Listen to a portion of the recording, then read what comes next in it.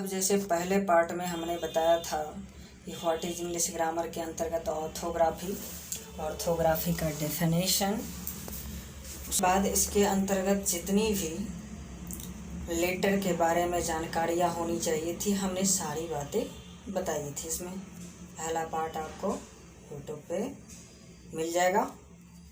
अब नेक्स्ट है हमारा दूसरा इटिमोलॉजी। इटिमोलॉजी में आपको याद रखना है इसका कि जैसे हम लेटर सीख जाते हैं तो उसके बाद वर्ड मीनिंग याद करने लगते हैं। तो इसका डेफिनेशन होता है the branch of English grammar which is related to the word. English grammar की वह शाखा जिसका संबंध शब्दों से हो। अंग्रेजी ग्रामर की वह शाखा जिसका संबंध शब्दों से है। जैसे ही ये डेफिनेशन पढ़ेंगे तो जैसे वर्ड की बात आ गई, अब हम वर्ड के बारे में जानेंगे। जैसे यहाँ पर हेडलाइन दिया हुआ है वर्ड के बारे में, the group of letters that express a meaningful word is called word. ये इसका डेफिनेशन हो गया। अब जैसे यहाँ पर देख लीजिए, कह रहा है अक्षरों का ऐसा समूह जिससे एक अर्थपूर्ण, कोई भी अक्षर का एक ऐसा क्रम होना चाहिए जिसका एक मतलब निकलता हो। जैसे यहाँ देख लीजिए, देखने के लिए आप बता सकते हैं यहाँ कि सब्जेक्ट यहाँ पर लिखा हुआ है ये यू में 3 लेटर है, U Y plus O plus U, इसका मतलब हो गया तुम। नेक्स्ट है सिंटैक्स। यहाँ पर आप ये जान सकते हैं कि वर्ड के अंतर्गत पार्ट्स ऑफ स्पीच का सारा कंडीशन आ जाता है।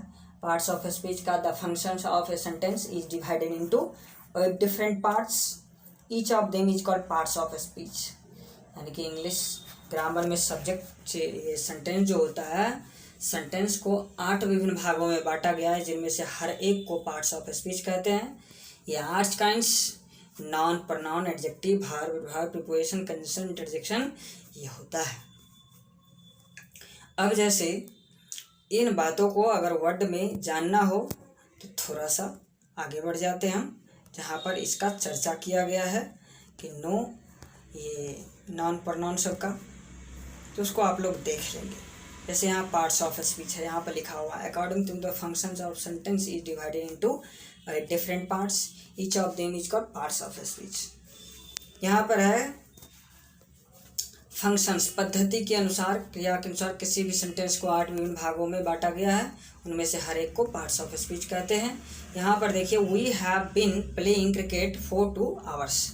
अब इसको देखिए अलग अलग पार्ट यहाँ पर हमने इसमें लिख दिया है वी, तो ये हमारा प्रोनाउन हो गया।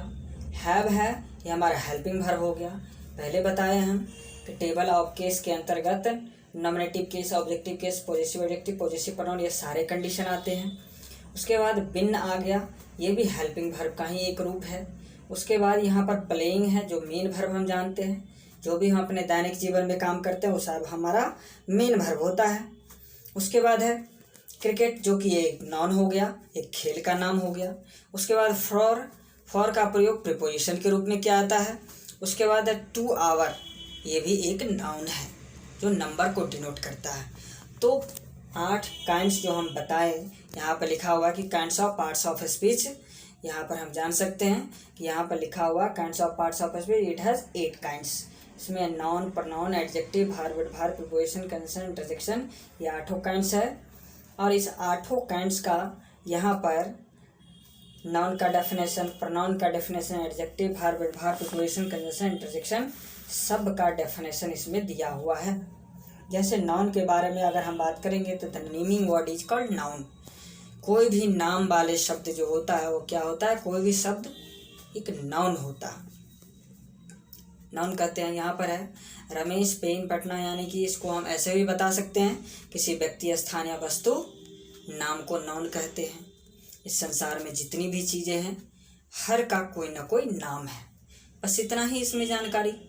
प्रोनाउन में हमको जानना है, अब इसके अंतर्गत बहुत सारी बातें होती है। अब जैसे नाउन में सीधे डेफिनेशन लिखा करके नहीं छोड़ा जा सकता, जब हम इसके चैप्टर में जाते हैं तो वो सारी बातें बताते हैं जो इसके अंतर्गत होनी चाहिए।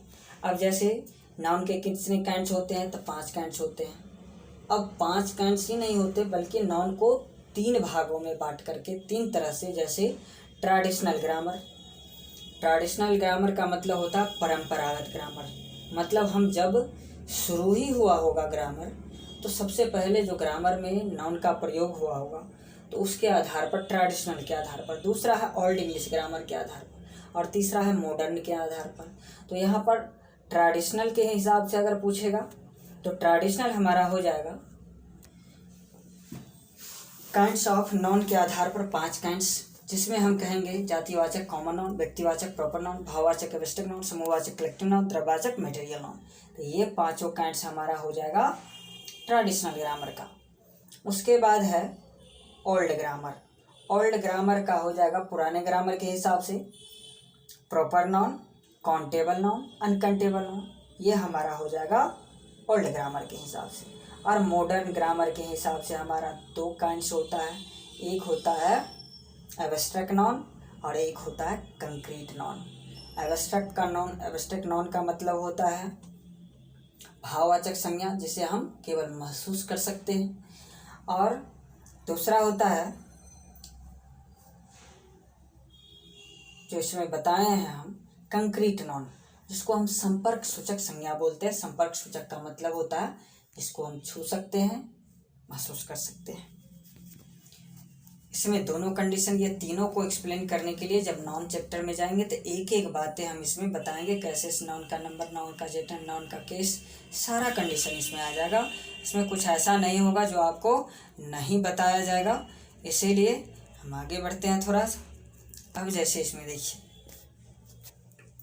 इसमें नेक्स्ट है प्रोनाउन।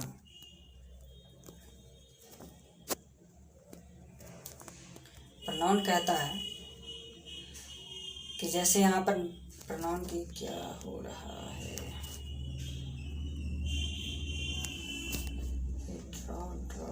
बार बीच में कैसे आया था।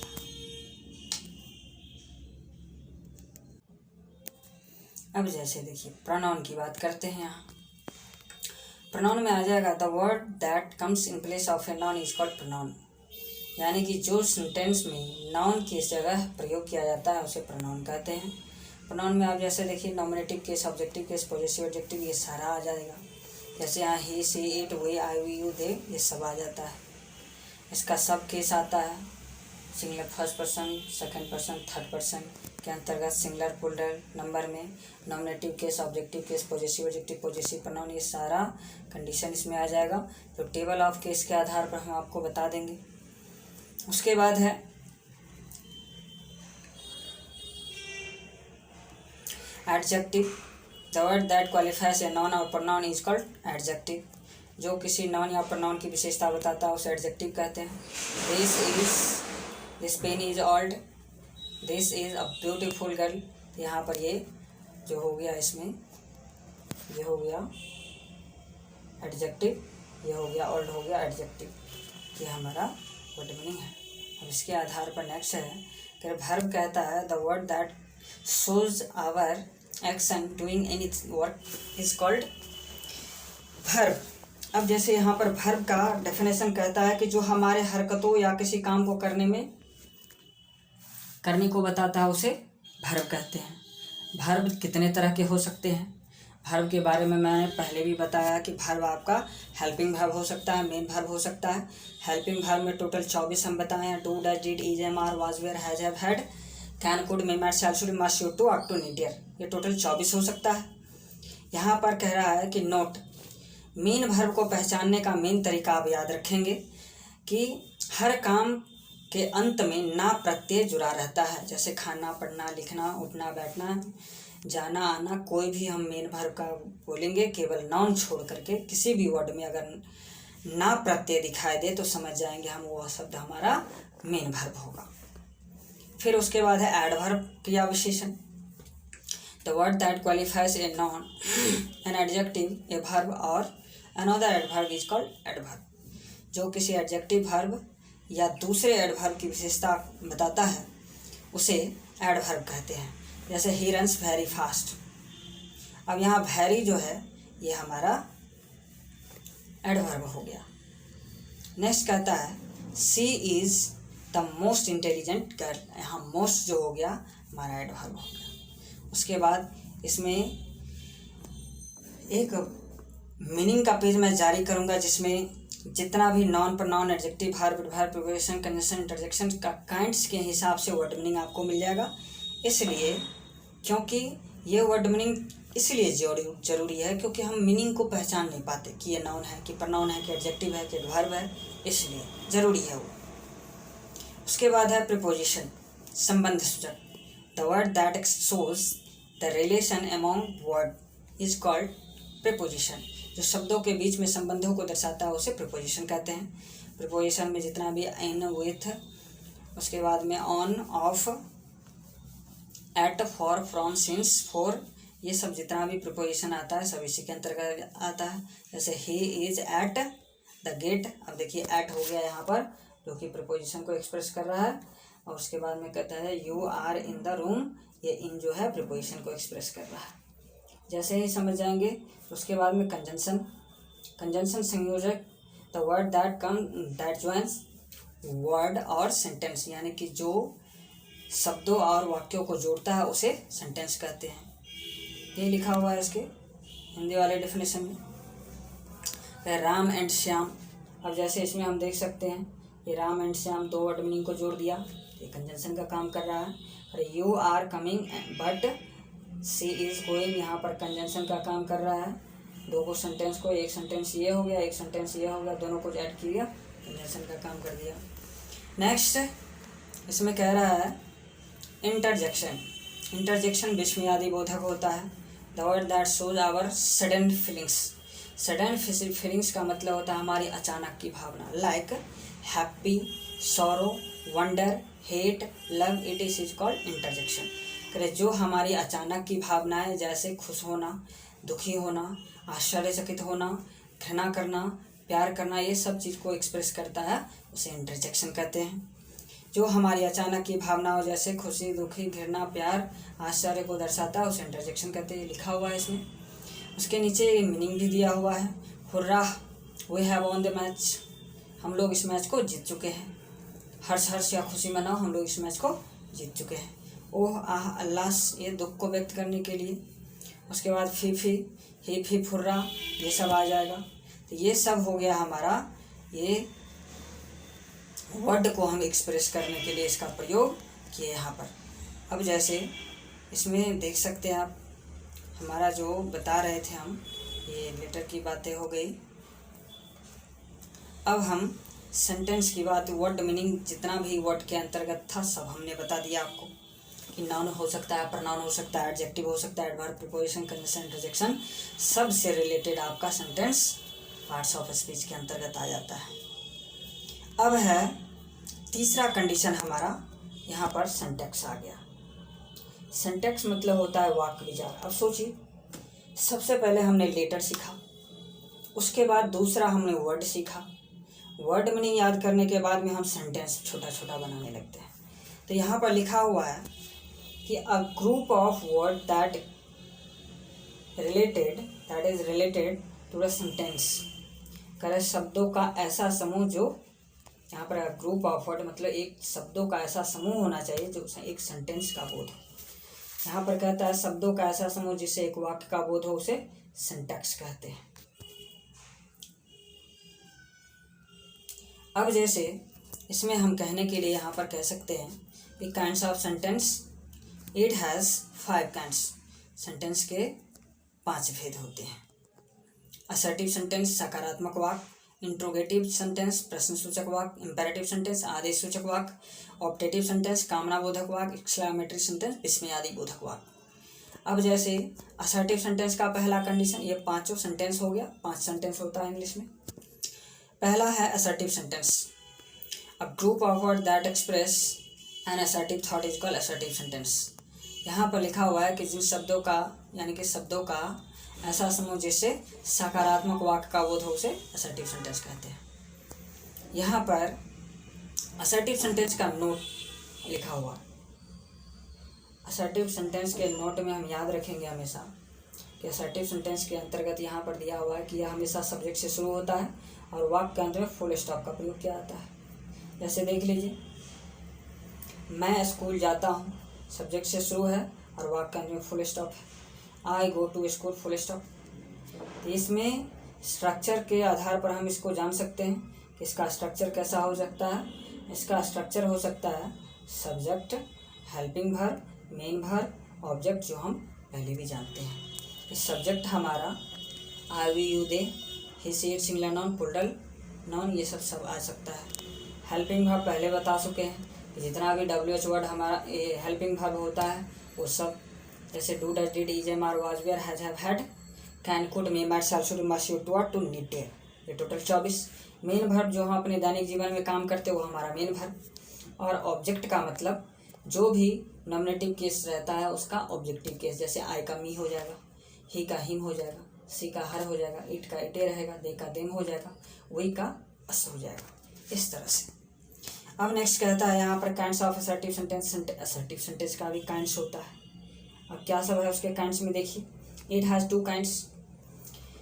अफर्मेटिव सेंटेंस सकारात्मक वाक्य, नेगेटिव सेंटेंस नकारात्मक वाक्य। अब जैसे देखिए अफर्मेटिव सेंटेंस के बारे में हमने कुछ नहीं लिखा, कुछ इसलिए नहीं लिखा क्योंकि सेम असर्टिव के जैसा होता है, इसीलिए।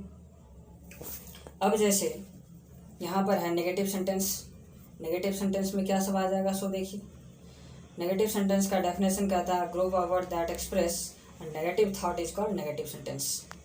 ये हमको बताया, शब्दों का ऐसा समूह जिससे नकारात्मक वाक्य का बोध हो उसे नेगेटिव सेंटेंस कहते हैं। यहाँ पर नोट कहता है नेगेटिव सेंटेंस का। नेगेटिव सेंटेंस का नोट कहता है नेगेटिव वर्ड का प्रयोग सभी प्रकार के वाक्य में किया जाता है।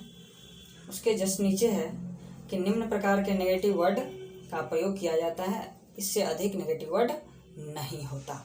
यानी कि केवल और केवल इतना ही तरह का नेगेटिव वर्ड होता है जितना नीचे आपको दिया हुआ है। और नेगेटिव वर्ड जो है किसी भी सेंटेंस में आ सकता है। यहाँ नो है, नो मतलब नहीं, नाइदर मतलब दोनों में से कोई नहीं, नन मतलब कोई नहीं, नेवर मतलब कभी नहीं, नन मतलब कोई नहीं। उसके बाद है नोबडी कोई व्यक्ति नहीं, नथिंग कुछ नहीं, फ्यू कुछ, लिटिल मतलब थोड़ा, hardly scarcely seldom rarely, no sooner मुश्किल से या नहीं के बराबर, इस सब का मतलब होता है। अनलेस जब तक नहीं, अनटिल जब तक नहीं, फॉरबिड मना करना, प्रोहिबिट रोकना, डिस्वाइड मतलब किसी को कोई काज करने से मना करना, टेनी इनकार करना, लेस्ट अन्यथा अगर नहीं, रिफ्यूज इनकार करना, प्रिवेंट रोकना, नॉट नहीं, बेरली नहीं के बराबर, ये सब नेगेटिव वर्ड है। ये सब नेगेटिव वर्ड को पढ़ लेंगे आप। नीचे यहाँ नोट में दिया हुआ है कि यदि मूल वाक्य में मतलब से उपयुक्त जितने भी शब्द लिखा हुआ है, यदि मूल वाक्य में इन सभी में से कोई लगा हो तो उस वाक्य में दोबारा नो या नोट का प्रयोग नहीं किया जाता है, क्योंकि एक वाक्य में एक ही नेगेटिव वर्ड का प्रयोग किया जाता है, दो का नहीं। ये हमारा नेगेटिव वर्ड का तर्क है। जैसे ये नेगेटिव हो जाता है तो इसका स्ट्रक्चर कैसा होता है, इसका स्ट्रक्चर बता सकते हैं कि जैसे सब्जेक्ट हो गया, हेल्पिंग वर्ब हो गया, उसके बाद नॉट का प्रयोग होता है, helping verb plus not plus main verb plus object, इस तरह का इसका स्ट्रक्चर देखने को मिलता है। अब जैसे नेक्स्ट यहाँ पर आगे हम इंट्रोगेटिव सेंटेंस में इंट्रोगेटिव क्वेश्चन समझेंगे। इंट्रोगेटिव सेंटेंस कहता है group of word that ask a question is called interrogative sentence. यानी कि इंट्रोगेटिव सेंटेंस शब्दों का ऐसा समूह जिससे कोई प्रश्न पूछा जाए उसे इंट्रोगेटिव सेंटेंस कहते हैं। उसके बाद यहाँ पर नोट में कहता है कि यह हमेशा हेल्पिंग वर्ब से शुरू होता है और वाक्य के अंत में क्वेश्चन मार्क लगा रहता है।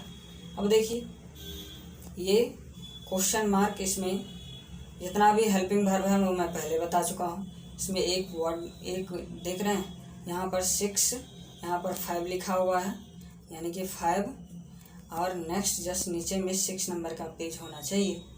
सो 6 नंबर का पेज ना आकर के 7 नंबर का पेज आ गया है, यानी कि थोड़ा सा मिस हो गया, वो एक पेज मुझे जोड़ना पड़ेगा इसमें, है ना। लेकिन फिलहाल समझिए थोड़ा सा, तो मैं जोड़ दूंगा इसमें। इसमें है क्या 6 नंबर पेज भी वो मैं बताता हूँ। 6 नंबर पेज में आपको आ जाएगा कि जितना भी हेल्पिंग वर्ब होता है वो सब, जैसे do does did is am are was were has have had can could may might shall should must should to are to need dare, उस स्ट्रक्चर को हम अगर लिखेंगे तो इंट्रोगेटिव का स्ट्रक्चर हमारा हो जाएगा helping verb, subject plus main verb plus object, last में क्वेश्चन मार्क। ये हमारा इंट्रोगेटिव का स्ट्रक्चर है। जस्ट उसके नीचे इंट्रोगेटिव ये जो दिया हुआ है उसके जस्ट नीचे की बात अगर करेंगे हम, ये जो दिया हुआ है कि WH वर्ड, तो इंट्रोगेटिव के जस्ट आगे में अगर कोई WH वर्ड आप लिख दीजिएगा तो ये हमारा WH क्वेश्चन हो जाता है। यहाँ पर लिखा हुआ है WH क्वेश्चन को समझने के लिए आपको एक स्ट्रक्चर और समझना पड़ेगा। जैसे कि स्ट्रक्चर यहाँ पर दिया हुआ है, देख लीजिए कि WH वर्ड केवल इंट्रोगेटिव के आगे में लगा दिया गया है। WH word helping verb, subject, main verb, object, last में क्वेश्चन मार्क है। ये हमारा WH क्वेश्चन को एक्सप्रेस कर रहा है। जैसे व्हाट इज योर फादर, हमारे पिताजी क्या है, क्या, क्यों, कहाँ, कैसे, ये सब लगा करके अगर बीच में आ जाए तो समझ जाएंगे वो सेंटेंस हमारा WH क्वेश्चन होगा। पहचानने के लिए ये वर्ड मीनिंग सब जरूरी है, क्योंकि ये मीनिंग आपको याद होना चाहिए। इसमें लिखा हुआ है व्हाट मतलब क्या, व्हाई मतलब क्यों, व्हेन मतलब कब, फिर मतलब कहाँ, कुछ मतलब कौन कौन सा, ये सब कौन कौन सा या किस इसका मतलब होता है। हु मतलब कौन, जो, दो मतलब होता है इसका। ये मतलब के साथ इसको आप याद रखेंगे, कौन भी होता है और इसका एक जो भी मतलब होता है। यहाँ पर व्हिच का मतलब कौन कौन सा या किस भी होता है, किसके बाद जिसे। इस सब के आधार पर सेंटेंस बनता है। आपके पास मीनिंग बना होना चाहिए, तो याद रखेंगे। उसके बाद में है होम मतलब कहाँ से, व्हेंस मतलब कहाँ से। होम मतलब होता है किसको, किनको दिया हुआ इसमें। उसके बाद है व्हेंस मतलब कहाँ से, जहाँ से, दो मतलब होता है इसका। हुज मतलब किसका, किसकी। हाउ मतलब कैसे, हाउ मेनी मतलब कितने, ये काउंटेबल नाउन के लिए यूज़ किया जाता है। और हाउ मच मतलब कितना, यह अनकाउंटेबल नाउन के लिए यूज़ किया जाता है। हाउ फार मतलब कितने दिन, हाउ लॉन्ग मतलब कितना लंबा, हाउ इल्स, व्हाट इल्स और क्या, वेयर इल्स और कहाँ, हु इल्स और कैसे, हाउ इल्स और कैसे, हु इल्स और कौन, इस तरह से। उसके बाद यहाँ WH वर्ड कुछ लिखा हुआ है। हाउ डीप कितना गहरा, हाउ नियर कितना नज़दीक, हाउ ओल्ड कितना बूढ़ा, है ना। इस तरह से ये वर्ड मीनिंग सब लिखा हुआ है। इसके बाद में व्हेन इल्स और कब। उसके बाद है since when ills, since when कब से। ये सब WH वर्ड है टोटल, इसको देख लेंगे, लिख लेंगे। ये इंट्रोगेटिव जैसे ही ख़त्म हो जाता है तो तीसरा नंबर पे हम आते हैं इम्पेरेटिव सेंटेंस। इम्पेरेटिव सेंटेंस को हम जान सकते हैं। अब इम्पेरेटिव सेंटेंस की बात करते हैं।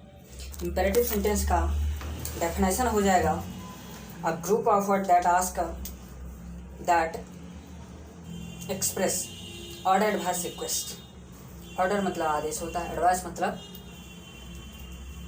सलाह देना, रिक्वेस्ट।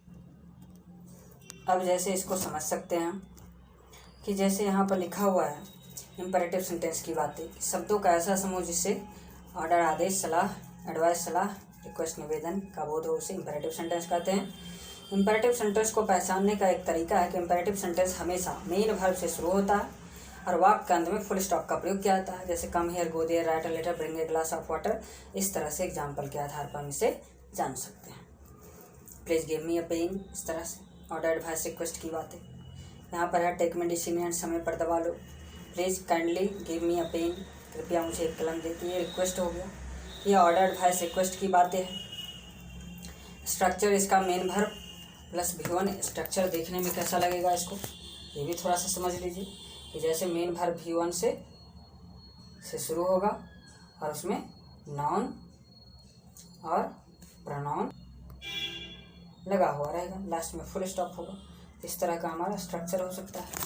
उसके बाद है ऑप्टेटिव सेंटेंस, चौथा number. Optative sentence, assertive sentence यहाँ पर कहता है कि a group of word that express wish, place, place, curse. A sentence that express, एक ऐसा वाक्य जो इन चारों को एक्सप्रेस करता हो। विश मतलब इच्छा जताना, ब्लेस मतलब आशीर्वाद देना, प्रे मतलब प्रार्थना करना और कर्स मतलब श्राप देना। ये चार एक्सप्रेस करता है, उसे ऑप्टेटिव सेंटेंस कहते हैं। शब्दों का ऐसा समूह जिसमें विश इच्छा करना, प्रे मतलब प्रार्थना, ब्लेस मतलब आशीर्वाद, प्रे मतलब कर्स मतलब श्राप देना, ये चार कंडीशन है। etc का बोध हो उसे ऑप्टेटिव सेंटेंस कहते हैं। पहचानने का तरीका समझिए।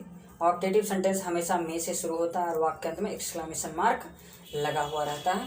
एक्सक्लामेशन मार्क आप उल्टा आई की तरह जैसे यहाँ पर दिया हुआ है इस तरह से समझ सकते हैं सेंटेंस को देख करके। एक्सक्लामेशन मार्क इस तरह का होता है। यहाँ पर कहता है मे गॉड हेल्प यू, ईश्वर या भगवान तुम्हारी मदद करे। तो ये क्या कर रहा है, विश कर रहा है, नहीं प्रे कर रहा है। प्रे का बोध हो रहा है, PRAY प्रे, गॉड की बात हो रही है। जब ये सेंटेंस में गॉड की बात हो समझ जाएंगे प्रे की बात हो रही है। उसके बाद मे यू लिव लॉन्ग, तुम्हारी आयु लंबी हो। ये क्या हो रहा है, यहाँ पर मे यू लिव लॉन्ग किसी को आशीर्वाद दे रहा है। फिर कहता है मे यू डाई टुमारो, तुम कल मर जाओ। ये क्या कर रहा है, किसी को कर्ज कर रहा है, तुम कल मर जाओ। उसके बाद कहता है कि may you pass in matric exam, तुम 10वीं में पास हो जाओ। अब कोई 10वीं में पास कर जाने की बात कर रहा है, इसका मतलब क्या कर रहा है, विश कर रहा है। नेक्स्ट है एक्सक्लामेटरी सेंटेंस। एक्सक्लामेटरी सेंटेंस के बारे में हम यहाँ पर बता सकते हैं। Exclamatory sentence a group of word that express, optative को स्ट्रक्चर के हिसाब से तो नहीं बताया, यहाँ पर स्ट्रक्चर आपको जान लेना चाहिए। स्ट्रक्चर इसका हमेशा होता है कि ये MAY में से शुरू होता है plus subject main verb V1 plus object या रेस्ट बोल देते हैं और लास्ट में एक्सक्लामेशन मार्क। इस तरह से ये होता है हमारा ऑप्टेटिव का स्ट्रक्चर। नेक्स्ट कहता है exclamatory sentence a group of word that express या स्ट्रॉन्ग फीलिंग्स वर्ड, यानी कि शब्दों का ऐसा समूह जिससे एक स्ट्रॉन्ग फीलिंग्स वर्ड का मतलब होता है कि कोई ऐसा अचानक की भावनाएं जो हम नहीं जानते रहते हैं, जैसे खुशी, दुखी, आश्चर्य, इसको व्यक्त किया जाता है, उसे एक्सक्लामेटरी सेंटेंस कहते हैं। कर यह हमेशा एक्सक्लामेशन वर्ड के साथ आता है, यानी कि एक्सक्लामेटरी सेंटेंस जो है उसमें कोई ना कोई एक्सक्लामेशन वर्ड लगा रहेगा। जैसे देखिए यहाँ पर लिखा हुआ है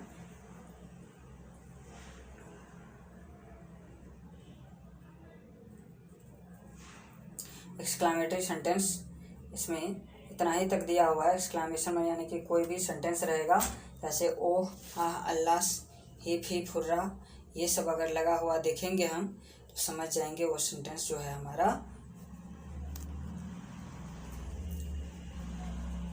इसमें पंचुएशन के बारे में होनी चाहिए, पंचुएशन के बारे में भी यहाँ पर कट कर गया है,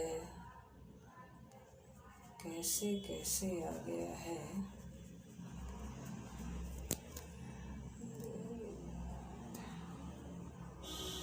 अब जैसे देखिए इसके अंतर्गत निम्न प्रकार के शब्द आते हैं, जैसे टुट, छी छी, पोह, राम रे राम, डिस्ग्रेसफुल, अपमान की बात, लाश, हाय, ओह, ओह, ओ लॉर्ड, ईश्वर, गॉड हेवंस, ईश्वर, ब्रेवो, शाबाश, वेल डन, बहुत खेला, खूब खेला, हा हा,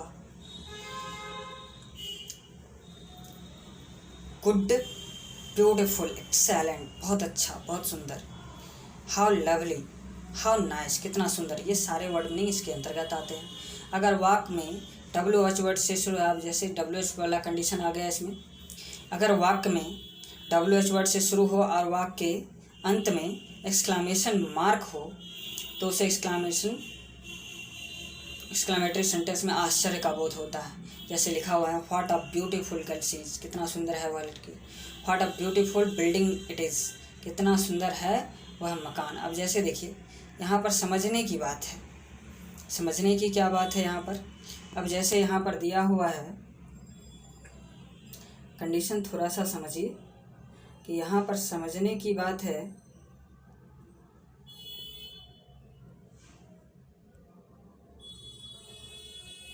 जैसे इसमें सेंटेंस में लिखा हुआ है कि सी, तो यहाँ पर किसको देख करके, गर्ल को देख करके सी का प्रयोग हो गया। यहाँ पर लिखा हुआ है बिल्डिंग, इसीलिए इट का प्रयोग किया गया है। तो याद रखेंगे कि जैसा आपका नाउन होगा उसी के आधार पर आपका प्रोनाउन भी होगा। सो नेक्स्ट इसमें है पंचुएशन, चिन्ह विचार। चिन्ह विचार पंचुएशन ये मेरा पांचों सेंटेंस के आधार पर जितना भी था सब खत्म हुआ। ये पंक्चुएशन, चौथा कंडीशन जो बताए थे ग्रामर के काइंड्स का, वो पंक्चुएशन है, चिन्ह विचार। The branch of English grammar which is related to the mark, English grammar की वह शाखा जिसका संबंध चिन्हों से हो। अब जैसे यहाँ पर दिया है चिन्ह के बारे में, अंग्रेजी ग्रामर की वह शाखा जिसका संबंध चिन्हों से, मतलब कोई भी सेंटेंस हम लिखते हैं उसके अंत में कोई ना कोई चिन्ह का प्रयोग तो करते ही है ना। अब जैसे यहाँ पर लिखा हुआ है comma, semi colon, colon, full stop, question mark, apostrophe, bracket, bracket में लिखा हुआ है छोटी कोष्ठ, मध्यम कोष्ठ, है ना। ये सारे कंडीशन इसमें दिया होगा। अब देखिए इसमें आठवां आ गया। आठवां यहाँ पर है एक्सक्लामेशन मार्क, विस्मयादि बोधक, हाइफन, योजक चिन्ह, डैश, बड़ी पाई, इन्वर्टेड कोमा, उदाहरण चिन्ह, ये नरेशन में किया जाता है। तो इस तरह से ये सारे चिन्ह का प्रयोग हो गया। उसके बाद यहाँ पर पोर्सोडी मतलब छंद विचार होता है, इसको बोलेंगे the branch of English grammar which is related to the poem, English grammar की वह शाखा जिसका संबंध कविताओं से हो। अब जैसे देखिए कविता में कैसे समझेंगे, यह सिर्फ कविताओं में ही यूज़ किया जाता है। जैसे यहाँ पर कह रहा है खरा हिमालय बता रहा है टरोना आंधी पानी में। अब जैसे देखिए मैं यहाँ पर पहला लाइन आया, खड़े रहो तुम अविचल होकर सब संकट तूफानों में। यहाँ पर दूसरा में आया, ये दोनों में शब्द जो है ये छंद विचार को एक्सप्रेस कर रहा है। ये इसीलिए इसे हम कह सकते हैं ये हमारा छंद विचार के अंतर्गत आता है और हम इसको पोर्सोडी के अंतर्गत बताते हैं। ये हमारा ग्रामर का व्हाट इज इंग्लिश ग्रामर के अंतर्गत जितनी भी बेसिक बातें थी हमने आपको बता दी, सिवाय एक टॉपिक इसमें बच गया है जिसको हम नाम देते हैं क्या, table of case. Table of case के अंतर्गत पार्ट्स ऑफ स्पीच के बारे में आपको पहले ही हम बता चुके हैं। Non pronoun, adjective, verb, preposition, condition, ये कुछ वर्ड मीनिंग है जो थोड़ा सा स्पेशल है, उसको याद रखेंगे। जैसे यहाँ पर कहा जाता है कि कोई अनकाउंटेबल नॉन होता है जिसका प्लूरल जैसे ही बनाते हैं एस लगा करके तो उसका मतलब बदल जाता है। जैसे यहाँ पर कहता है सेंड मतलब बालू होता है, सेंड्स मतलब मरुस्थल हो जाता है। आयरन मतलब लोहा होता है, आयरन्स मतलब हथकड़ी हो जाता है। कॉपर मतलब तांबा होता है, कॉपर्स मतलब तांबे का सिक्का होता है। लैंड मतलब धरती, लैंड्स मतलब देश। वुड मतलब लकड़ी, वुड्स मतलब जंगल। कलर मतलब रंग, कलर्स मतलब झंडा। एयर मतलब हवा, एयर्स मतलब अहंकार। एडवाइस मतलब राय, एडवाइसेज मतलब सूचनाएं। गुड मतलब अच्छाई भलाई, गुड्स मतलब सामान। वर्क मतलब काम श्रम, वर्क्स मतलब रचनाएं। वाटर मतलब पानी, वाटर्स मतलब समुद्र। वे मतलब रास्ता, वेज मतलब तरीका। पीपल मतलब लोग, पीपल्स मतलब राष्ट्र। फोर्स मतलब बल ताकत, फोर्सेज मतलब सेना। वर्ड मतलब प्रतिज्ञा का शब्द, वर्ड्स मतलब अनेक शब्द भाषाएं। अब्यूज़ मतलब गाड़ी, अब्यूजेज मतलब बुराइयाँ। फुट मतलब पैर, फिट मतलब एक से अधिक पैर। आर्म मतलब बाँह, आर्म्स मतलब हथियार। क्वार्टर मतलब चौथाई, भाग 1/4। क्वार्टर्स मतलब डेरा। क्रिकेट मतलब क्रिकेट्स मतलब झिंगुर। मैनर मतलब तरीका, मैनर्स मतलब आचरण। अल्फ़ाबेट वर्णमाला, अल्फ़ाबेट्स भाषाएं। कस्टम मतलब रीति, कस्टम्स मतलब राज्य कर। इफेक्ट मतलब परिणाम, इफेक्ट्स मतलब परिमाण संपत्ति। परिणाम का मतलब होता है जो उसका कंक्लूजन आता है। इफेक्ट्स मतलब भार। यहाँ पर इफेक्ट मतलब परिमाण। उसके बाद है मोरल नैतिक शिक्षा, मोरल्स मतलब नैतिकताएं। स्पेक्टिकल्स मतलब दृश्य, स्पेक्टिकल मतलब दृश्य, स्पेक्टिकल्स मतलब चश्मा। रिटर्न मतलब वापसी, रिटर्न्स मतलब लाभ। लेटर मतलब अक्षर पत्र, लेटर्स मतलब अक्षर पत्र या विद्या। रिस्पेक्ट मतलब आदर, रिस्पेक्ट्स मतलब सम्मान। चेन मतलब जंजीर, चेन्स मतलब हथकड़ी। डैमेज हानि क्षति, डैमेजेज क्षतिपूर्ति। ऑर्डर लाभ भेजने का आदेश, ऑर्डर्स आधिकारिक आदेश। इस प्रकार ये शब्द अपना अर्थ बदल लेता है। यानी कि याद रखेंगे, यानी कि व्हाट इज इंग्लिश ग्रामर के अंतर्गत एक टेबल ऑफ केस आपका बच गया, जो मैं एक टेबल ऑफ केस को कोशिश करूँगा कि जल्द से जल्द मैं एक बता दूँ, क्योंकि बहुत ही स्पेशल है। उसके लिए अलग से 2-4 मिनट का टॉपिक बना करके मैं ये भेज दूँगा यूट्यूब।